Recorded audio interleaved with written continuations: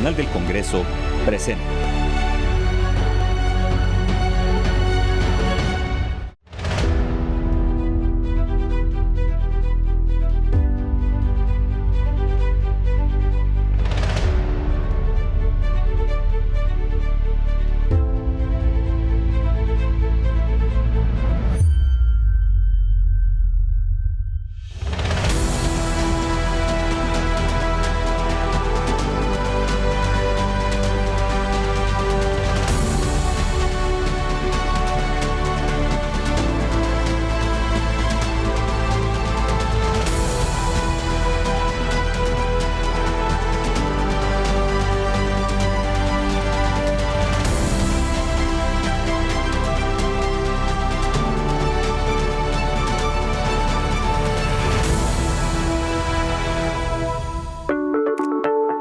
En este episodio de Golfo de México, Origen y Futuro, visitaremos el litoral de la región norte donde se localiza el heroico puerto de Tampico.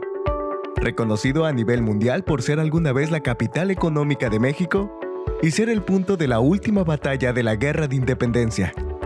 Tampico ha sido un lugar de importantes hechos históricos, pero también es una ciudad a la vanguardia, con uno de los puentes atirantados más impresionantes de México. Un puerto de 42 kilómetros de extensión al margen del río Pánuco y Tamesí, que realiza operaciones de transporte marítimo además de las actividades de pesca.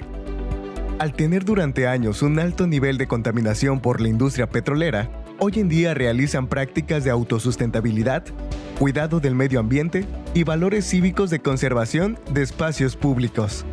Al ser un espacio rodeado de naturaleza, se han creado cuerpos operativos de reacción ante cualquier incidente, buscando siempre el bienestar de la fauna local y de los habitantes que conviven en todo momento con animales salvajes.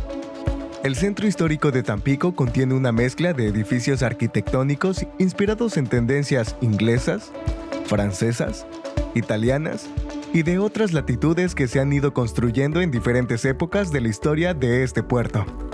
La transformación de Tampico ha ido moldeándose de acuerdo a eventos climáticos, actividades industriales y desarrollo urbano. Esto ha ocasionado que el Tampico de hoy en día sea un ejemplo de la implementación de prácticas de buen gobierno. La evolución de Tampico va de la mano con la creación de espacios de esparcimiento como el famoso Canal de la Cortadura, que pasó de un canal de desagüe a un atractivo no solo turístico, sino un lugar de distintas actividades para las familias tampiqueñas. Dada su peculiar arquitectura y la relación de Tampico con grandes capitales norteamericanos, comenzó a ser un sitio idóneo para filmar películas extranjeras ganadoras de premios Oscar y de producciones nacionales.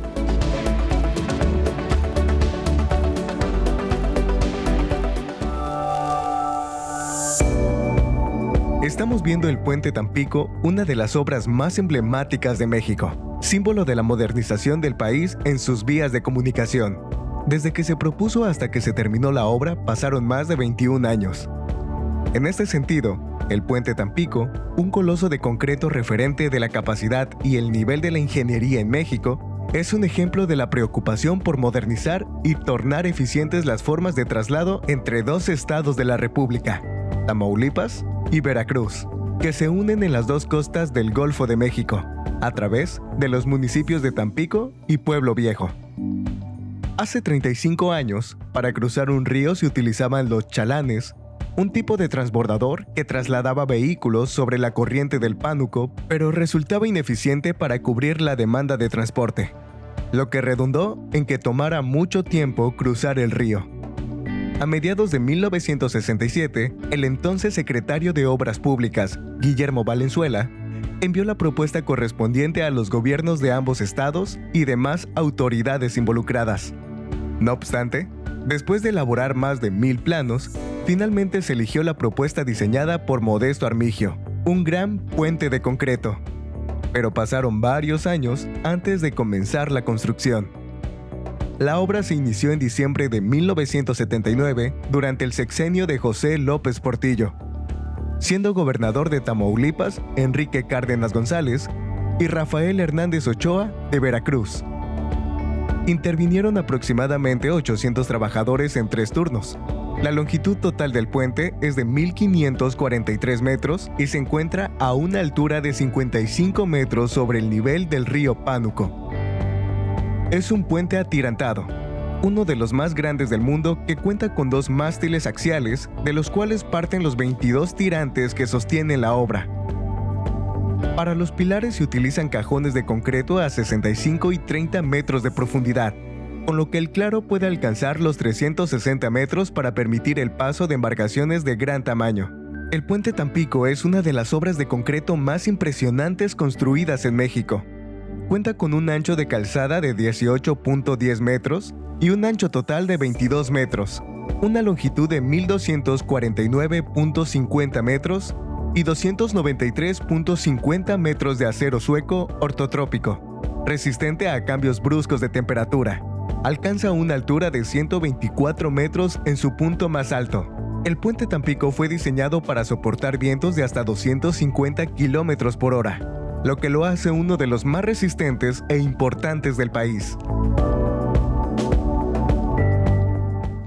Bueno, pues en la desembocadura del Pánuco se establecieron diversos asentamientos de la cultura huaxteca o tenec, tanto al norte como al sur del río.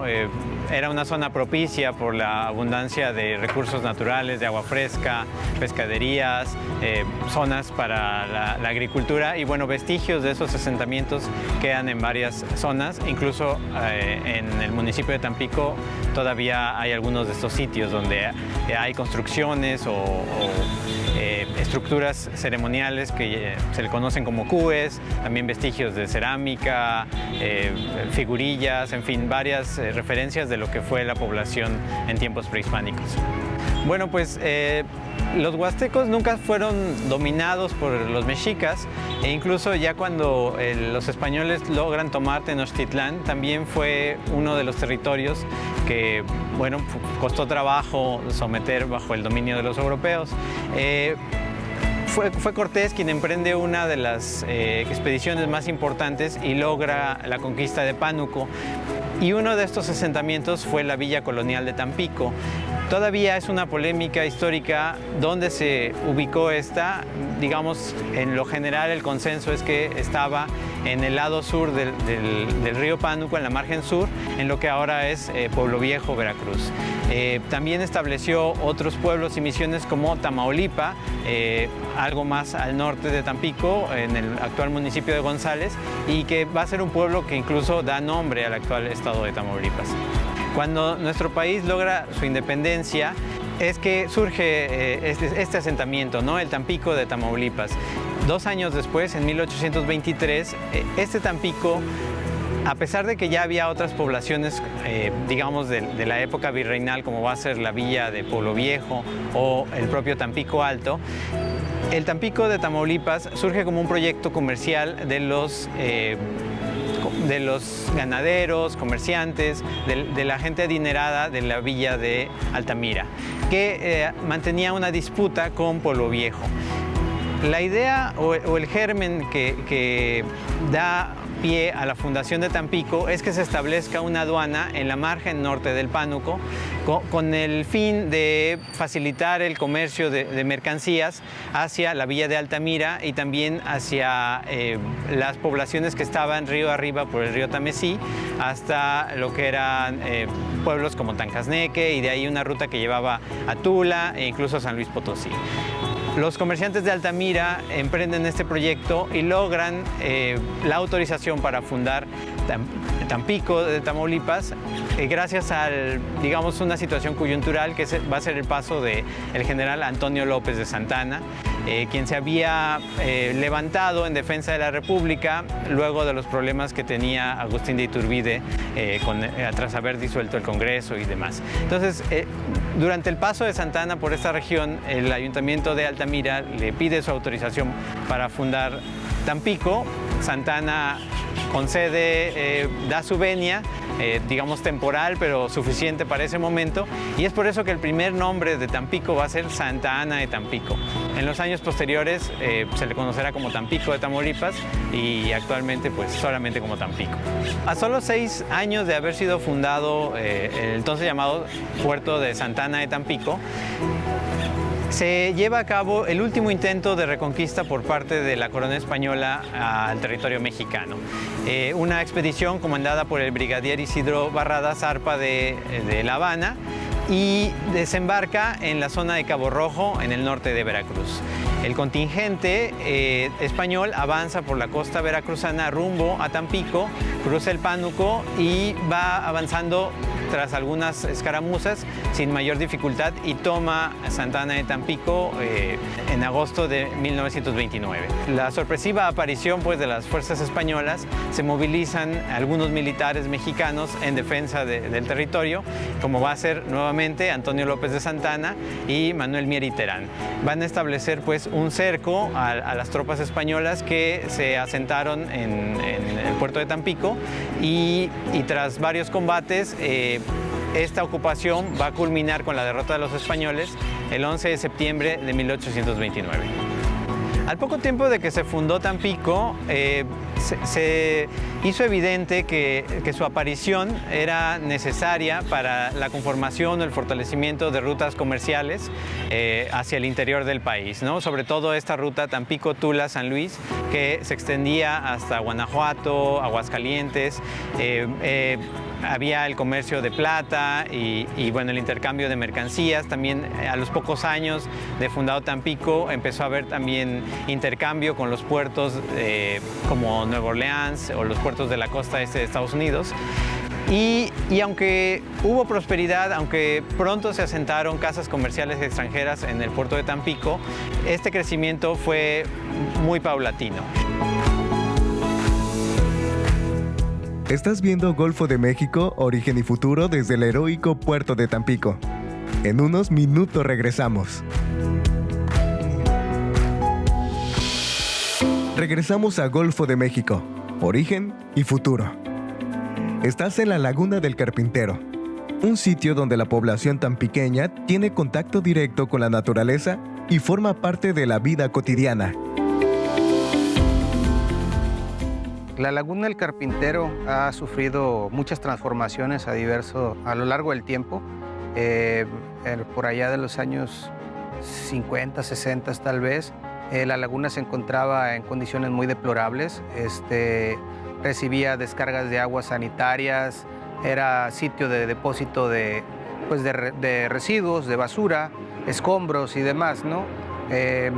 A partir de los finales de los 80s, 90s se inicia con trabajos de rescate, no solo del cuerpo de agua, sino también de los terrenos aledaños a ella y empieza, pues bueno, obras de dragado, la construcción de las vialidades perimetrales, saneamiento de las márgenes. Y bueno, poco a poco los gobiernos municipales fueron involucrándose en el rescate de este cuerpo de agua, ¿no? Alrededor de los años 2000, 2001, 2002, se inicia la construcción del Teatro Metropolitano, se da la creación de un parque, el Parque Metropolitano en la margen poniente de la Laguna del Carpintero, donde se crean espacios para el esparcimiento de la población y, bueno, de sana convivencia con el medio ambiente, ¿verdad?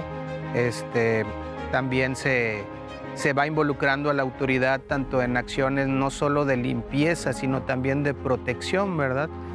Por citarte algún ejemplo, hubo un tiempo en el que se instalaron algunas trampas colectoras de residuos. Recordemos que la Laguna del Carpintero es un vaso lacustre que se encuentra inmerso en el centro de la ciudad y por su ubicación recibe muchas aguas pluviales a través de canales que convergen en ella, ¿no?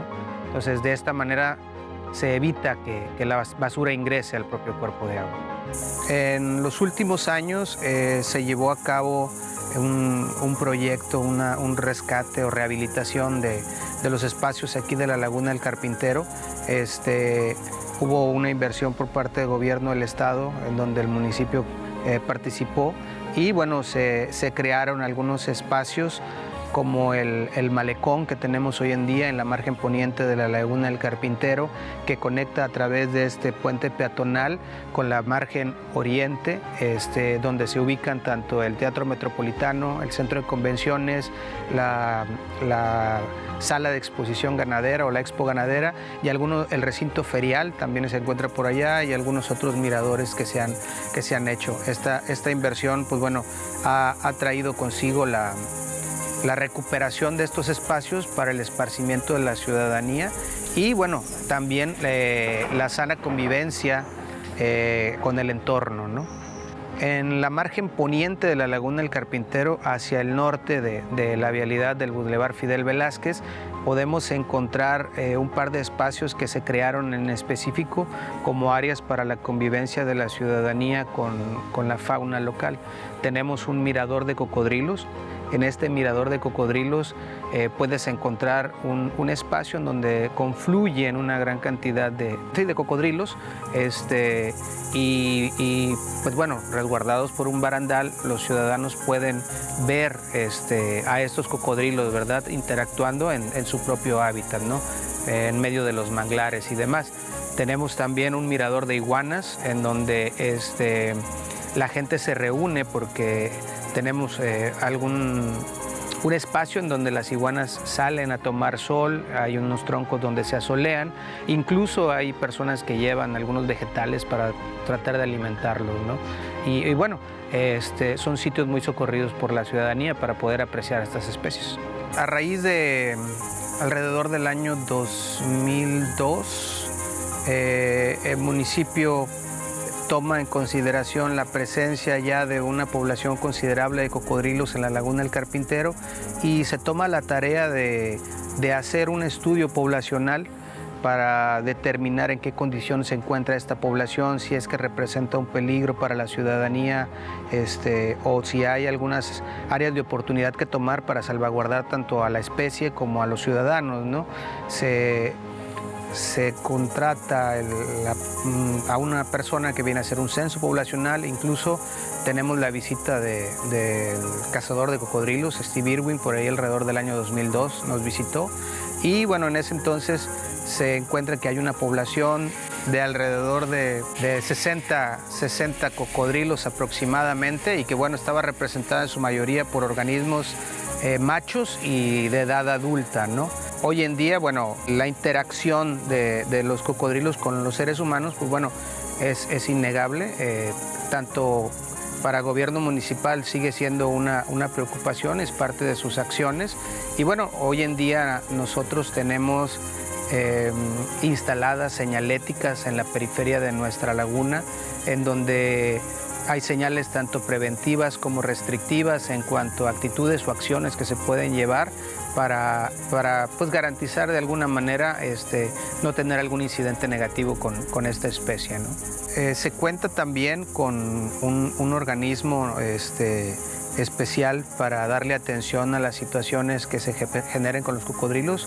Es el grupo denominado SOS Cocodrilo, en donde participa tanto especialistas, tanto en las áreas de salud, protección civil, seguridad pública, medio ambiente y algunas organizaciones no gubernamentales, ¿no?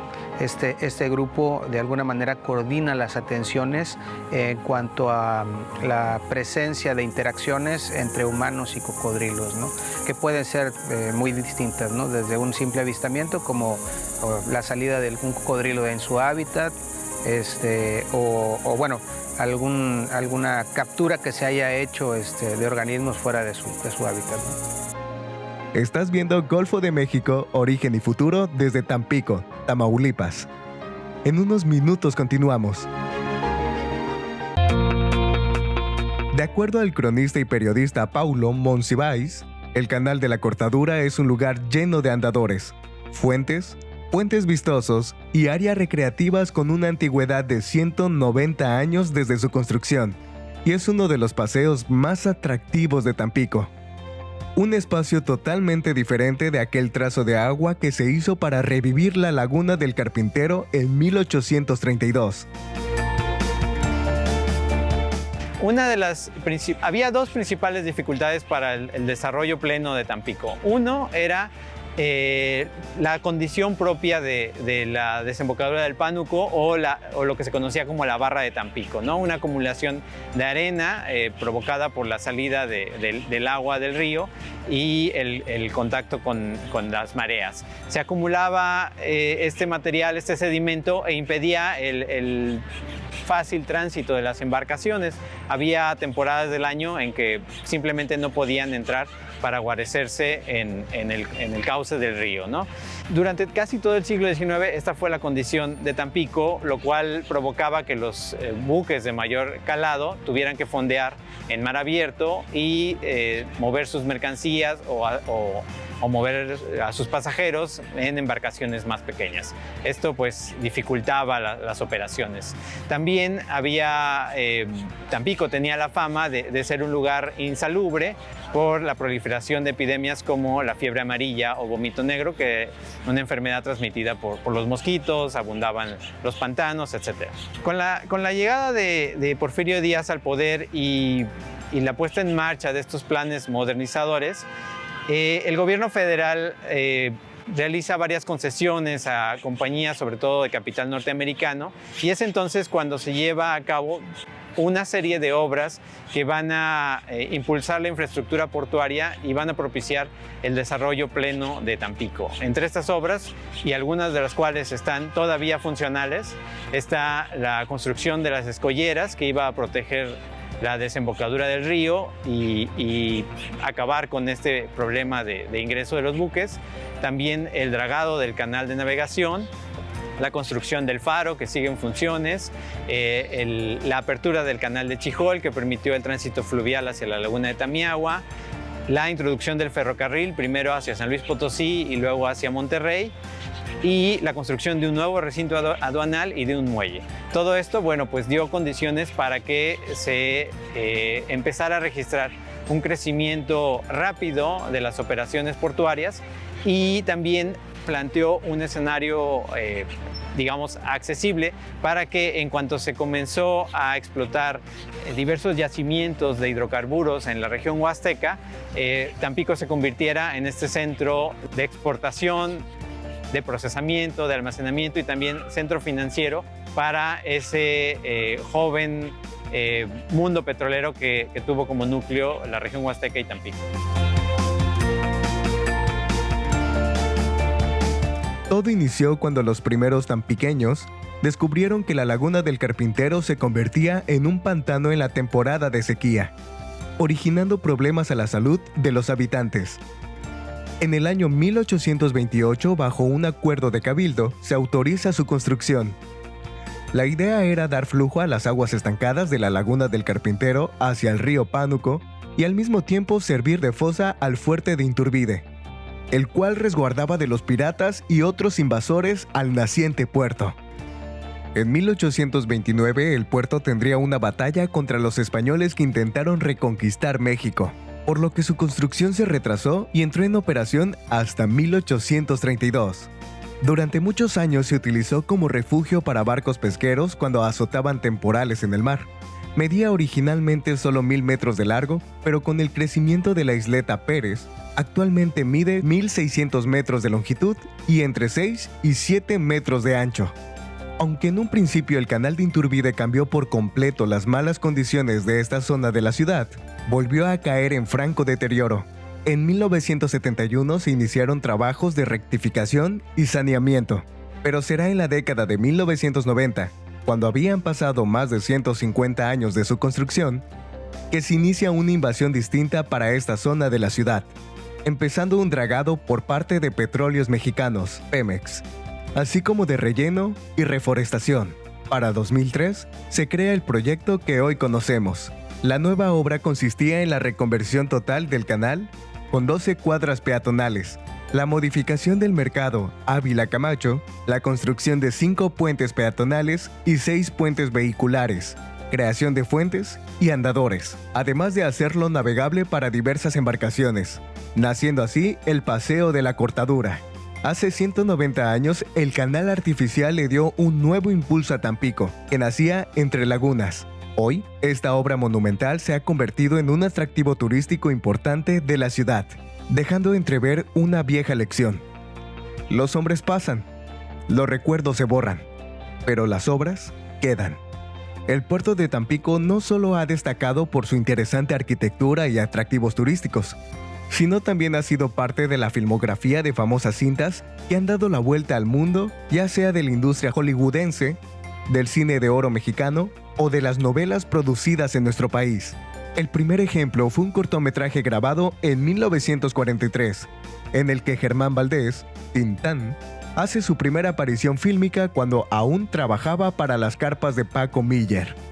El Tesoro de la Sierra Madre es otra cinta filmada en 1947 bajo la dirección del gran John Huston. Fue una cinta conocida para los tampiqueños ya que se desarrolló en la Plaza de la Libertad de Tampico. Narra la historia de Fred C. Dobbs, quien decide ir a Tampico en busca de oro para salir de la miseria. Hoy en día, quienes tienen la dicha de ver nuevamente esta historia, pueden concebir momentos de nostalgia al ver estas escenas y al visualizar el tipo de indumentarias utilizadas por la gente de aquel entonces. En los portales de la Plaza de la Libertad aún podemos contemplar la estatua bañada en bronce dedicada a Humphrey, en el que sentado en una mesa del antiguo Salón Palacio, su personaje Fred Dobbs se toma un trago, quedando la estatua en honor al rodaje que se hizo en este puerto. En el próximo episodio de Golfo de México, Origen y Futuro, continuaremos nuestro recorrido en Tampico para visitar el histórico edificio de la Aduana de Tampico. Conoceremos el mercado de Tampico, seguiremos nuestro recorrido por la zona centro de la ciudad y encontraremos la Casa de la Naturaleza, un ejemplo de preservación de edificios históricos en medio de una zona natural protegida. Gracias por vernos. Los esperamos en el próximo episodio de Golfo de México. Origen y Futuro.